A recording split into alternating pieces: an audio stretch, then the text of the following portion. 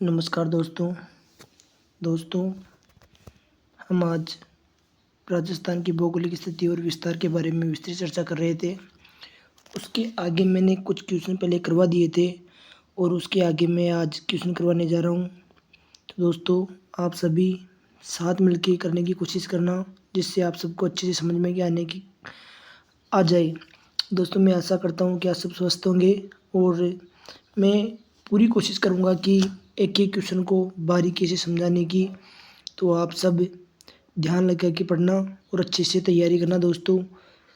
ठीक है दोस्तों, तो मैं आगे चलता हूँ। और अगर वीडियो अच्छा लगे तो हमारे यूट्यूब चैनल ओमनाथ क्लासेज को सब्सक्राइब और बेल आइकन को प्रेस ज़रूर कर देना दोस्तों। दोस्तों, चलते हम 28वें क्वेश्चन के अंदर। तो हमारा 28वां क्वेश्चन है विशाल विशाल सीमा भ्रंश। विशाल सीमा भ्रंश राजस्थान के किस भाग में स्थित है? विशाल सीमा भ्रंश राजस्थान के किस भाग में स्थित है? दोस्तों, हमारा पहला ऑप्शन हो जाएगा उत्तर व उत्तर पश्चिम, दूसरा पूर्व एवं दक्षिण पूर्वी, तीसरा केंद्रीय और चौथा ऑप्शन है दोस्तों हमारा दक्षिण एवं दक्षिण पश्चिमी। तो दोस्तों, इसमें हमारा दूसरा ऑप्शन करेक्ट हो जाएगा दोस्तों, पूर्वी व दक्षिणी पूर्वी। पूर्वी व दक्षिणी पूर्वी, जैसे जिस प्रकार राजस्थान का मैं नक्शा बनाता हूँ दोस्तों, तो इस प्रकार हमारा राजस्थान का नक्शा होता है। तो ये पूछ रहा है कि सीमा भ्रंश कहाँ बनता है? तो हमारा पूर्व कहाँ हो जाएगा दोस्तों? हमारा पूर्व इधर का हो जाएगा, अर्थात पूर्व और दक्षिण पूर्वी। पूर्व और दक्षिण पूर्वी ये सीमा भ्रंश क्षेत्र होता है, क्योंकि यहाँ से नदियाँ गुजरती है दोस्तों। हमारी चंबल नदी यहाँ से गुजरती है। ठीक है दोस्तों, तो दोस्तों हम अगले वाले क्वेश्चन में चलते हैं। अगले वाला क्वेश्चन है हमारा, अगले वाले क्वेश्चन में चलते हैं दोस्तों।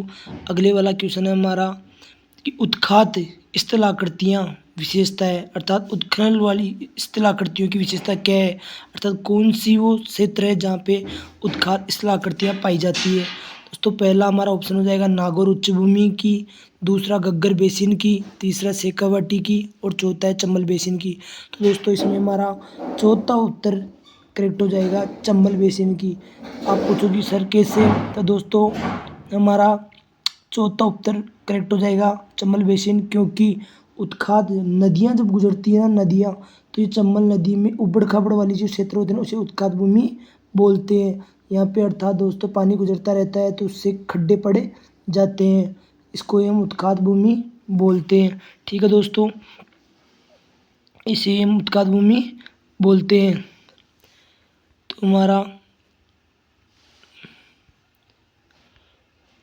तो अगले वाला क्वेश्चन हो जाएगा दोस्तों। अगले वाला क्वेश्चन है हमारा, निम्न में से किस जिले की सीमा गुजरात से स्पर्श नहीं करती है? अर्थात वो कौन सा जिला है दोस्तों जिसमें गुजरात की सीमा टच नहीं करती है? तो दोस्तों, पहला ऑप्शन हो जाएगा प्रतापगढ़, दूसरा झालोर, तीसरा बाड़मेर, चौथा डूंगरपुर। दोस्तों, हमारा पहला आंसर करेक्ट हो जाएगा इसमें, प्रतापगढ़। प्रतापगढ़ जिले से गुजरात की सीमा स्पर्श नहीं करती है दोस्तों। क्या नहीं करती दोस्तों? गुजरात की सीमा स्पर्श नहीं करती है, इसलिए हमारा ये वाला ऑप्शन करेक्ट हो जाएगा दोस्तों। गुजरात की सीमा प्रतापगढ़ की सीमा गुजरात से स्पर्श नहीं करती है। अगले वाला क्वेश्चन है दोस्तों, पश्चिमी राजस्थान में पश्चिमी रेतीली मैदान की पूर्वी सीमा निम्न में से कौन सी समवर्षा रेखा बनाती है? अर्थात जो बारिश का समय होता है ना, बारिश का समय जब वो बारिश बरसती है, तो ये पूछ रहा है कि पश्चिमी रेतीला मैदान की पूर्वी सीमा निम्न में से कौन सी समवर्षा रेखा बनाती है? अर्थात कितनी समवर्षा रेखा सीमा बनाती है, कितनी समवर्षा रेखा सीमा बनाती है? दोस्तों, इसमें पहला ऑप्शन है 15 सेंटीमीटर, दूसरा 25 सेंटीमीटर, तीसरा है 24 सेंटीमीटर और चौथा है इसमें 80 सेंटीमीटर। तो दोस्तों, इसमें हमारा दूसरा ऑप्शन करेक्ट हो जाएगा 25 सेंटीमीटर। कितना दोस्तों? 25 सेंटीमीटर। कितना हो जाएगा दोस्तों? हमारा दूसरा ऑप्शन करेक्ट हो जाएगा 25 सेंटीमीटर। या अर्थात पश्चिमी रेतीले मैदान में बहुत कम बारिश बरसती है, इसलिए कम पानी पड़ता है, इसलिए 25 सेंटीमीटर हो जाएगी। अगले वाला क्वेश्चन है दोस्तों, निम्न में से राजस्थान के किस जिले की सीमा मध्य प्रदेश से संयुक्त है? अर्थात मध्य प्रदेश से किस जिले की सीमा लगती है? मध्य प्रदेश के किस जिले की सीमा लगती है? तो दोस्तों, पहला ऑप्शन हो जाएगा झालावाड़, दूसरा हो जाएगा सिरोही, तीसरा डूंगरपुर और चौथा भरतपुर। तो दोस्तों, इसमें हमारा पहला उत्तर करेक्ट हो जाएगा झालावाड़। कौन सा जिला? झालावाड़ की सीमा मध्य प्रदेश से संयुक्त मिलती है।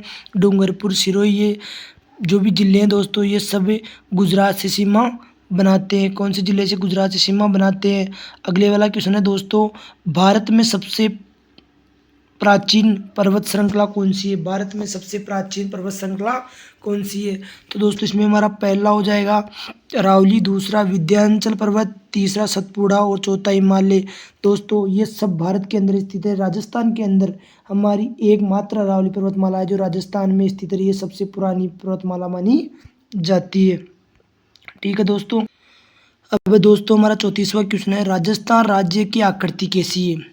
राजस्थान राज्य की आकृति कैसी है? तो दोस्तों हमारा पहला ऑप्शन हो जाएगा इसमें चतुष्कोणीय, दूसरा विषम कोणीय चतुर्भुज, तीसरा समकोणीय और चौथा हो जाएगा षटकोणीय। तो दोस्तों हमारा दूसरा उत्तर इसमें करेक्ट हो जाएगा। राजस्थान की आकृति विषम कोणीय चतुर्भुज आकार की है। कैसी आकार की दोस्तों? विषम कोणीय चतुर्भुज आकार की है, या पतंगा आकार कह दो इसको, से रोम्बस या रेक्टेंगल भी रोम्बस या रेक्टेंगल प्रकार की भी कह सकते हैं इसको दोस्तों। ठीक है दोस्तों। राजस्थान के निम्नलिखित जिलों को पूर्व से पश्चिम की ओर सही क्रम में व्यवस्थित करो दोस्तों। तो दोस्तों हमारा पहला जिला है बूंदी, दूसरा अजमेर, तीसरा उदयपुर, चौथा नागौर। तो दोस्तों इसमें हमारा कौन सा हो जाएगा? पहला, दूसरा, तीसरा या चौथा? तो हमारा 35वां क्वेश्चन है, इसमें हमारा तीसरा ऑप्शन करेक्ट हो जाएगा। कौन सा ऑप्शन करेक्ट हो जाएगा दोस्तों? तीसरा ऑप्शन करेक्ट हो जाएगा। पहले बूंदी आएगा, फिर अजमेर आएगा, फिर नागौर आएगा, फिर नागौर आएगा, फिर उदयपुर आ जाएगा दोस्तों। ठीक है दोस्तों। मैं अगले वाले क्वेश्चन को चलता हूँ। राजस्थान का कौन सा जिला मुख्यालय जिला गुजरात और मध्य प्रदेश से संयुक्त सीमा रखता है, अर्थात संयुक्त सीमा बनाता है?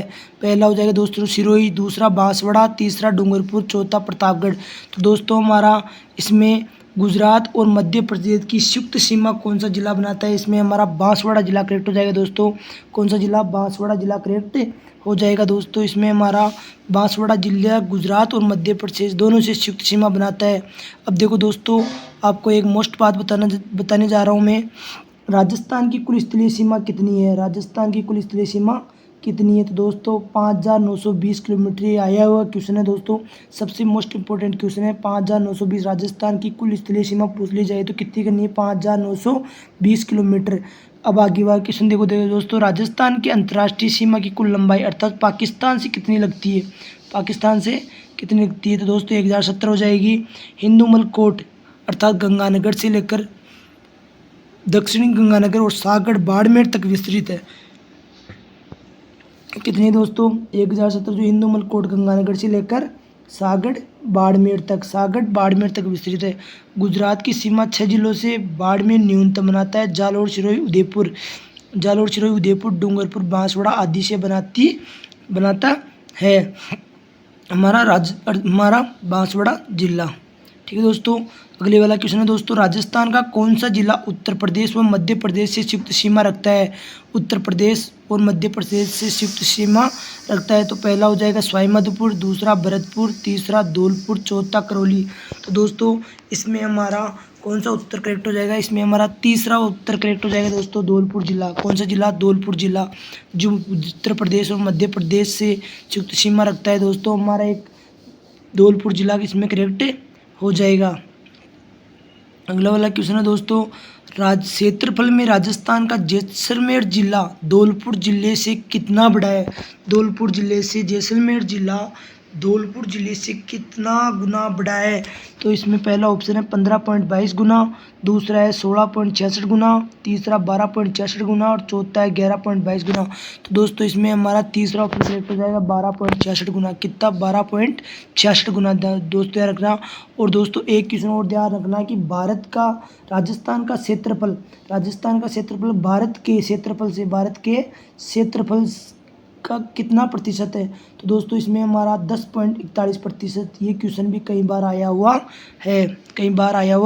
है। तो ध्यान रखना दोस्तों, इसमें राजस्थान के वे जिले जिनकी राजनीतिक सीमा भारत की किसी अंतर्राष्ट्रीय सीमा से नहीं लगती। ये क्वेश्चन पहले भी आ चुका है दोस्तों। इसमें हमारा अर्थात 6 जिले ऐसे हैं जिसकी सीमा किसी न किसी राज्य से नहीं लगती है। किसी भी राज्य या अंतर्राष्ट्रीय सीमा नहीं बनाते हैं, अर्थात वो देश की और राज्यों के नहीं लगते हैं। दूसरा ऑप्शन करेक्ट हो जाएगा दोस्तों पाली, जयपुर, नागौर, धौलपुर, अजमेर। कौन सा उत्तर हो जाएगा दोस्तों इसमें हमारा तीसरा उत्तर करेक्ट हो जाएगा दोस्तों इसमें हमारा तीसरा बूंदी, दौसा, राजसमंद, पाली और जोधपुर। बूंदी बूंदी राजसमंद बूंदी, दौसा, राजसमंद, पाली और जोधपुर करेक्ट हो जाएगा दोस्तों इसमें हमारा तीसरा ऑप्शन करेक्ट हो जाएगा। ठीक है दोस्तों, मैं आगे चलता हूँ। निम्नलिखित में से कौन सा समूह राजस्थान की पर्वत चोटियों का उनकी ऊंचाई के अनुसार सही व्यवस्थित है, सही अवरोही क्रम में रखा गया है। अर्थात अवरोही का मतलब होता है दोस्तों घटते क्रम में, अवरोही का मतलब बढ़ते क्रम में होता है दोस्तों, और आरोही का मतलब घटते क्रम में होता है दोस्तों।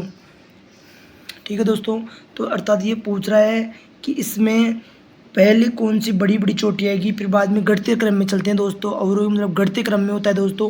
पहले हम ऊपर ही ऊपर से रखेंगे तो बढ़ते क्रम में यानी ज़्यादा ऊंचाई आएगी, फिर घटती घटती घटती आएगी।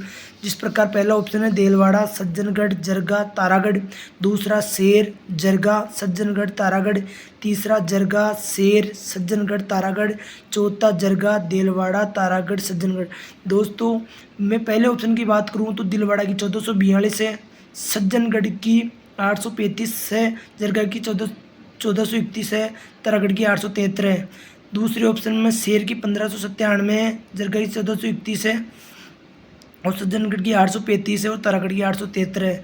तो दोस्तों इसमें हमारा कौन सा उत्तर करेक्ट हो जाएगा, तो इसमें हमारे सबसे ऊंची चोटी कौन सी है दोस्तों, शेर। दूसरी कौन सी सबसे ऊंची चोटी है, दूसरी सबसे ऊंची चोटी शेर ही है, इसलिए सबसे बड़ी शेर, फिर जरगा, फिर सज्जनगढ़, फिर तारागढ़। ठीक है दोस्तों, सज्जनगढ़ फिर तारागढ़। तो अवरोही क्रम में हो जाएगा दोस्तों हमारा दूसरा ऑप्शन इसमें करेक्ट हो जाएगा दोस्तों, शेर, जरगा, सज्जनगढ़ और तारागढ़। तो इसमें हमारा दूसरा करेक्ट हो जाएगा। आगे चलो दोस्तों, निम्नलिखित कथनों पर विचार कीजिए, निम्नलिखित कथनों पर विचार कीजिए। अरावली मरुस्थल के पूर्ववर्ती विस्तार को रोकता है। दूसरा ऑप्शन है राजस्थान की सभी नदियों का उद्गम अरावली से है।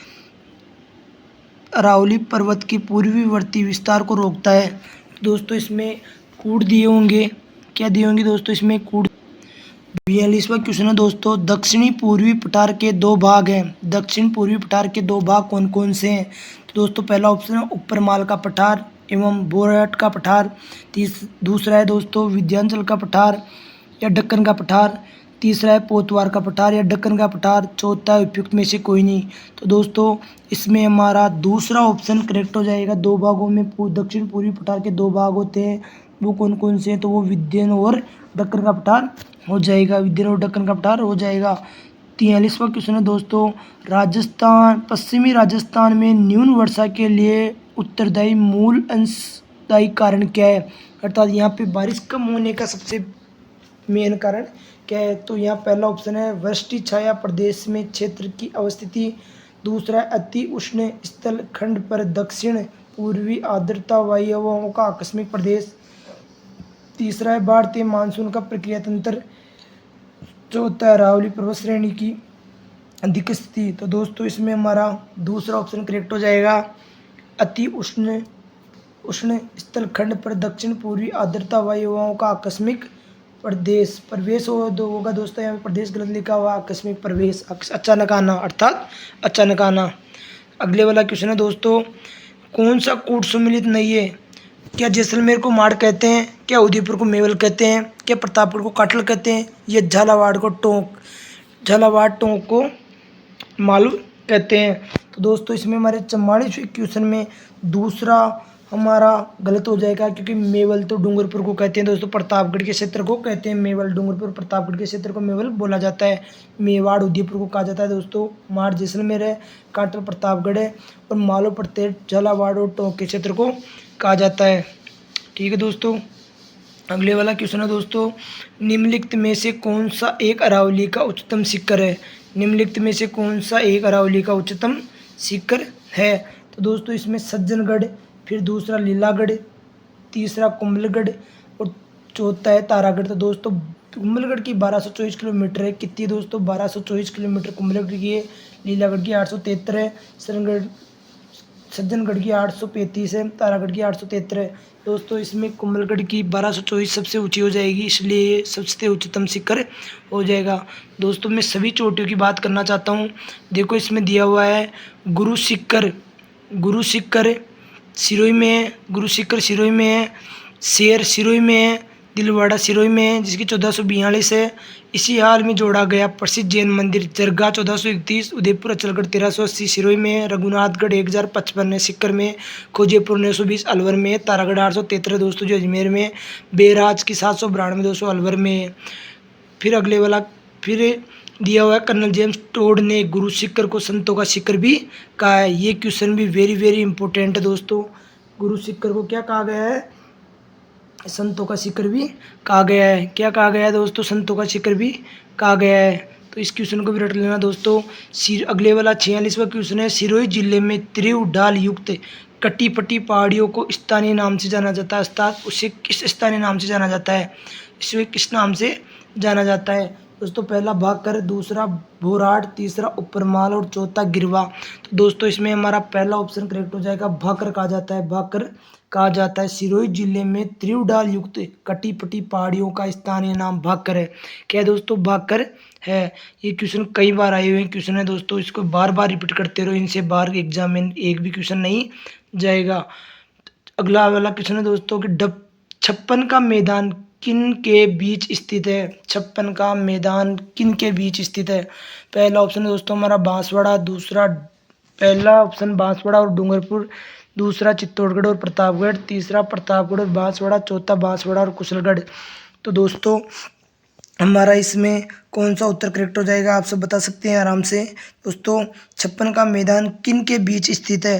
तो इसमें हमारा पहला ऑप्शन हो जाएगा दोस्तों हमारा बांसवाड़ा और डूंगरपुर। छप्पन का मैदान, छप्पन की पहाड़ियाँ बाड़मेर जालौर में स्थित है दोस्तों। दो क्वेश्चन बनते हैं दोस्तों यहाँ पे कि एक तो होता है छप्पन का मैदान, एक तो होता है छप्पन का मैदान, एक होता है छप्पन की पहाड़ियाँ, एक होता है छप्पन की पहाड़ियाँ दोस्तों। छप्पन की पहाड़ियाँ दोस्तों होती है, ये हमारे बाड़मेर और जालौर क्षेत्र में स्थित है, बाड़मेर और जालौर क्षेत्र में स्थित है दोस्तों। तो इसको क्वेश्चन को भी आप रट लेना दोस्तों, ये क्वेश्चन भी कई बार एग्जाम में पूछा गया है।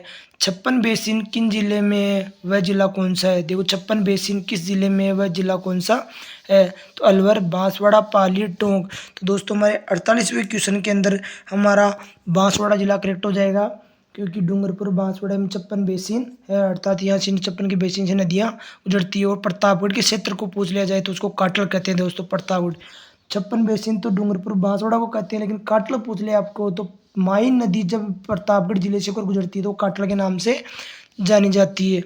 अगले वाला क्वेश्चन है दोस्तों, थार मरुस्थल की स्थलाकृति किस प्रकार के बालू का स्तूपों से सटी पड़ी है?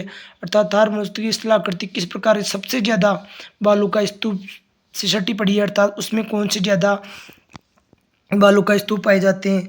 तो दोस्तों इसमें हमारा चौथा ऑप्शन करेक्ट हो जाएगा, पैराबोलिक। पहला है पूर्वानुवर्ती, अनुप्रस्थ, बरखान और चौथा पैराबोलिक। तो दोस्तों इसमें हमारा चौथा ऑप्शन करेक्ट हो जाएगा पैराबोलिक। क्या हो जाएगा दोस्तों? इसमें हमारा चौथा ऑप्शन पैराबोलिक करेक्ट हो जाएगा। अगले वाला क्वेश्चन है दोस्तों हमारा, राजस्थान राज्य की स्थिति व विस्तार के संबंध में निम्नलिखित में से कौन सा कथन सही नहीं है? कौन सा कथन, अर्थात इसमें कौन सा कथन है जो गलत है, इसमें गलत दिया हुआ है? तो हमारा 50वां क्वेश्चन है दोस्तों, राजस्थान का उत्तर दक्षिण एवं पूर्व पश्चिम विस्तार क्रमशः 869 किलोमीटर से 826 किलोमीटर है। दूसरा, राजस्थान की आकृति विषम कोणीय चतुर्भुज के समान है। तीसरा है, राज्य की अंतर्राज्यीय और अंतर्राष्ट्रीय सीमाओं की लंबाई 1070 किलोमीटर है तथा 4850 किलोमीटर है। और चौथा ऑप्शन हो जाएगा दोस्तों, राजस्थान राज्य का भौगोलिक क्षेत्र भारत के कुल क्षेत्र का 10.41% है। तो दोस्तों इसमें हमारा पहला ऑप्शन इनकरेक्ट हो जाएगा, राजस्थान का उत्तर दक्षिण और पूर्व पश्चिम का विस्तार 826 किलोमीटर, 869 और 826 किलोमीटर। क्योंकि दोस्तों जहाँ से हम नक्शे को देखते हैं तो हमारे उत्तर से दक्षिण की हमें ज़्यादा लगती है, लेकिन है नहीं दोस्तों, पूर्व से पश्चिम की लंबाई ज़्यादा है। कितनी दोस्तों?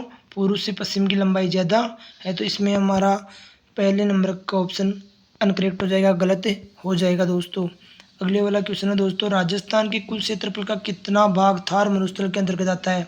तो इसमें जनसंख्या तो 40% निवास करती है, तो इसमें क्या हो जाएगा दोस्तों, पहले में 41%, दूसरे में 61%, 52% और चौथे में 56%। दोस्तों इसमें हमारा दूसरा ऑप्शन करेक्ट हो जाएगा। 61% यहाँ का क्षेत्रफल है और यहाँ पे 40% जनसंख्या निवास करती है। कितनी करती है दोस्तों? 40% यहाँ की जनसंख्या निवास करती है। 53वां क्वेश्चन है दोस्तों, राजस्थान भू क्षेत्र में अरावली पर्वतमाला की लंबाई लगभग कितनी है? अर्थात अरावली की लंबाई कितनी है? दोस्तों मैं आपको अरावली के बारे में आज पूरी जानकारी देता हूँ। इस क्वेश्चन के अंदर जहाँ तक मुझे पता है वहाँ तक ज़्यादातर जो क्वेश्चन बनते हैं इससे वो ये बनते हैं दोस्तों कि अरावली की कुल लंबाई कितनी है। तो दोस्तों अरावली की कुल लंबाई पूछ ले आपको तो इसकी कुल लंबाई अर्थात इसकी लंबाई पूछे, ऊंचाई पूछ ले दोस्तों, तो इसमें 930 मीटर हो जाएगी, 930 मीटर हो जाएगी दोस्तों। और दोस्तों 692 इसकी कुल लंबाई है। इसकी कुल लंबाई कितनी है? 692, 692। उसमें से दोस्तों राजस्थान के अंदर पूछ ले कि राजस्थान में अरावली की कुल लंबाई कितनी है, तो दोस्तों ये 550 किलोमीटर है। 550 किलोमीटर है। कितनी? 550 किलोमीटर है दोस्तों। इसकी लंबाई तो है 692 कुल, तो कुछ बाहरी राज्यों के अंदर आती है, दिल्ली में आ जाती है और बाहरी राज्यों में आ जाती है, लेकिन राजस्थान में इसकी कुल लंबाई 550 किलोमीटर है दोस्तों, जिस जो 85% है। पूरे 100% का कितना है राजस्थान में? 85% है। और इसकी दोस्तों इसकी ढालों पे पूछ ले आपको, इसकी ढालों पे किसकी खेती की जाती है? तो दोस्तों इसकी ढालों पे मक्का की खेती की जाती है दोस्तों। इसकी मक्का की खेती की जाती है दोस्तों। राजस्थान के कुल इसमें 13 जिले आते हैं दोस्तों। कितने जिले आते हैं? 13 जिले आते हैं दोस्तों। इसमें कुल कितने जिले आते हैं?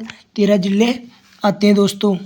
इसमें कुल 13 जिले आते हैं और इसमें जनसंख्या भी काफ़ी पाई जाती है और यहाँ पे कई प्रकार की वनस्पतियाँ भी मिलती है।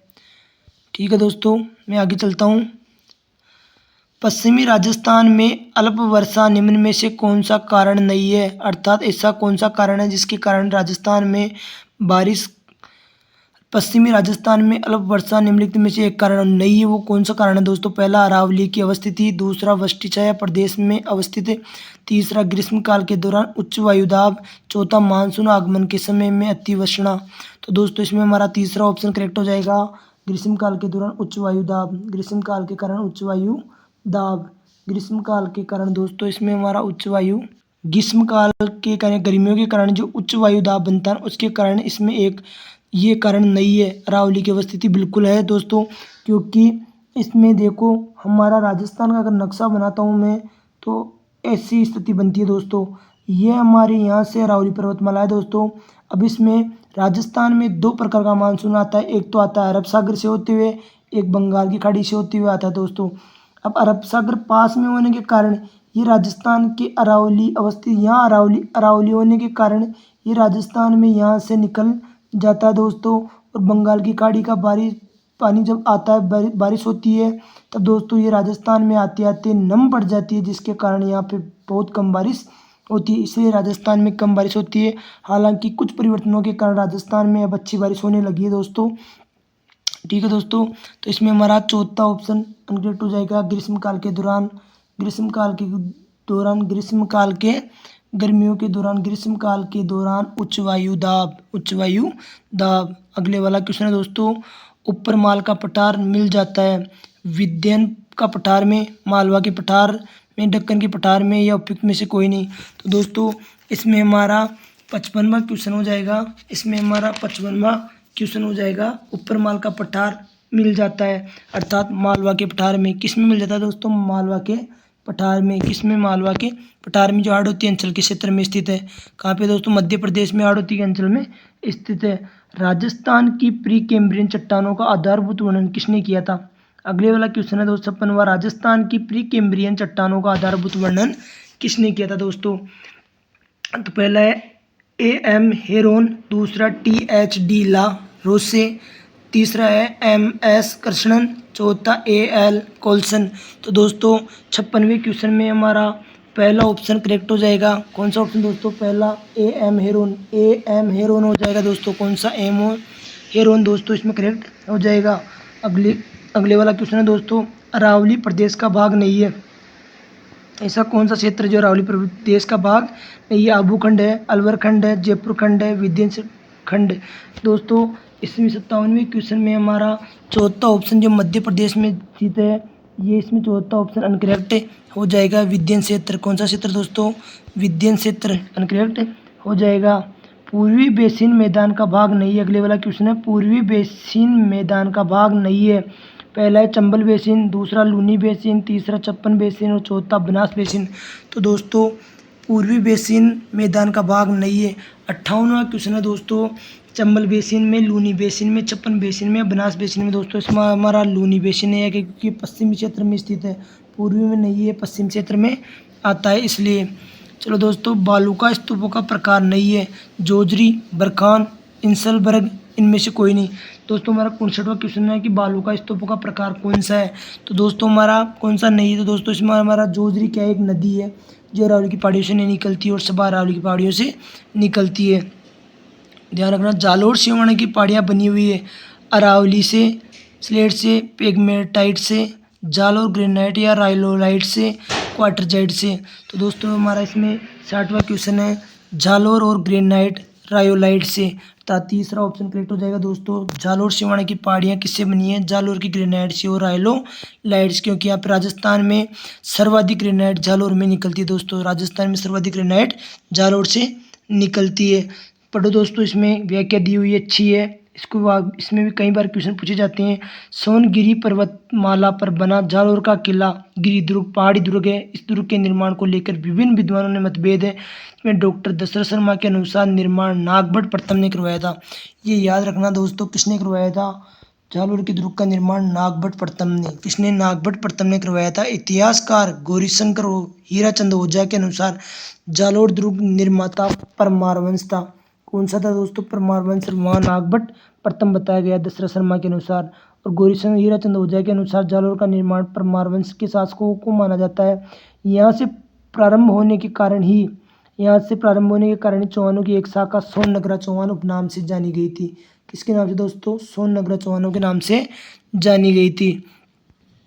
अगले वाला क्वेश्चन है दोस्तों, अरावली पर्वत के प्रकार है ज्वालामुखी, अवशिष्ट, फोल्डार या अवरोधी। दोस्तों हमारा 61वां क्वेश्चन हो जाएगा। ये एक अवशिष्ट का भाग है। किसका दोस्तों? अवशिष्ट का भाग है। किसका दोस्तों? अवशिष्ट का भाग है। किसका दोस्तों? अवशिष्ट का भाग है। ध्यान रखना दोस्तों, ये अरावली पर्वतमाला एक अवशिष्ट का भाग है। 62वां क्वेश्चन है दोस्तों, निम्नलिखित में से कौन सा पठार अरावली पर्वत से संबंधित नहीं है? पहला ऑप्शन है लसाड़िया का पठार, उड़िया का पठार, दूसरा तीसरा बंगेलखंड का पठार, चौथा बुराड़ का पठार। दोस्तों इसमें हमारा तीसरा ऑप्शन अनकरेक्ट हो जाएगा, बंगेलखंड का पठार। ये राजस्थान में स्थित नहीं है और तीनों ऑप्शन राजस्थान में ही स्थित है। 23.5 डिग्री उत्तरी अक्षांश तथा 70 पूर्वी देशांतर रेखा राजस्थान के निम्न में से किस जिलों से होकर गुजरती है? दोस्तों ये क्वेश्चन मैंने पहले भी बता दिए थे आपको और ये कई बार क्वेश्चन आए हुए हैं। बांसवाड़ा और जैसलमेर ऐसा जिला है। बांसवाड़ा में 23 डिग्री कर्क रेखा भी गुजरती है और 70 डिग्री पूर्वी देशांतर जैसलमेर से गुजरता है। ये क्वेश्चन पहले बता दिया गया है दोस्तों। राजस्थान के दक्षिण में होकर गुजरती है विषुवत रेखा, मकर रेखा, कर्क रेखा या इनमें से कोई नहीं। तो इसमें हमारा तीसरा ऑप्शन करेक्ट हो जाएगा, कर्क रेखा जो होकर गुजरती है डूंगरपुर और बांसवाड़ा से। कौन से जिलों से दोस्तों? डूंगरपुर और बांसवाड़ा से हमारी कर्क रेखा गुजरती है। 23 डिग्री 3 से अक्षांश स्थिति देखो दोस्तों, राजस्थान की उत्तरी अक्षांश पूछ ले तो 23 डिग्री 3 से 30 डिग्री 12 और पूर्वी देशांतर पूछ ले दोस्तों तो हमारी 69 डिग्री 30 से 78 डिग्री 17, 69 डिग्री 30 से 78 डिग्री 17 हो जाएगी दोस्तों। याद रखना दोस्तों, इसको याद रखना कि 23 डिग्री 3 से 30 डिग्री 12 और 69 डिग्री 30 से 78 डिग्री 17 जो 60 डिग्री 9 है और 8 डिग्री 47 है। पूर्वी देशांतर उत्तरी अक्षांश दोनों में अंतर है। 23 उत्तरी 23.5 डिग्री उत्तरी अक्षांश रेखा कर्क रेखा राजस्थान राज्य के दक्षिण में डूंगरपुर और बांसवाड़ा जिलों में होकर गुजरती है। जलवायु की दृष्टि से इसका अधिकांश भाग उपोष्ण या शीतोष्ण है। क्या है दोस्तों? उपोष्ण और शीतोष्ण है, कटिबंध में स्थित है। राजस्थान में कर्क रेखा की लंबाई 85 किलोमीटर है। राजस्थान में कर्क रेखा की गलत है दोस्तों, राजस्थान में कर्क रेखा की लंबाई 85 किलोमीटर नहीं है, 26 किलोमीटर है। कितनी दोस्तों? 26 किलोमीटर। ये किताब में प्रिंट दी हुई गलत दी हुई दोस्तों। कितनी है लंबाई इसकी 26 किलोमीटर दोस्तों, कितनी है 26 किलोमीटर, जो 1 किलोमीटर डूंगरपुर में है और 25 किलोमीटर बांसवाड़ा में दोस्तों, किसमें बांसवाड़ा में, इसलिए इसमें गलत दिया हुआ है दोस्तों, तो इसको अच्छे से याद कर लेना। मैं आशा करता हूँ दोस्तों आप सभी को अच्छे से समझ में आया होगा। मैंने अपनी ओर से अच्छी कोशिश की है दोस्तों, तो आप अच्छे से तन मन से पढ़ना, अपने माता पिता का सपना पूरा करना दोस्तों, और ज़्यादा से ज़्यादा पढ़ने की कोशिश करना। अतः दोस्तों मैं अगले वाला क्वेश्चन फिर लेके आऊँगा, कल अच्छे से अच्छे क्वेश्चन लाने की कोशिश करूँगा दोस्तों। इन क्वेश्चनों को बार बार दोहराने की कोशिश करना, इनमें से कई बार क्वेश्चन में यही क्वेश्चन रिपीट होते हैं। ठीक है दोस्तों, धन्यवाद।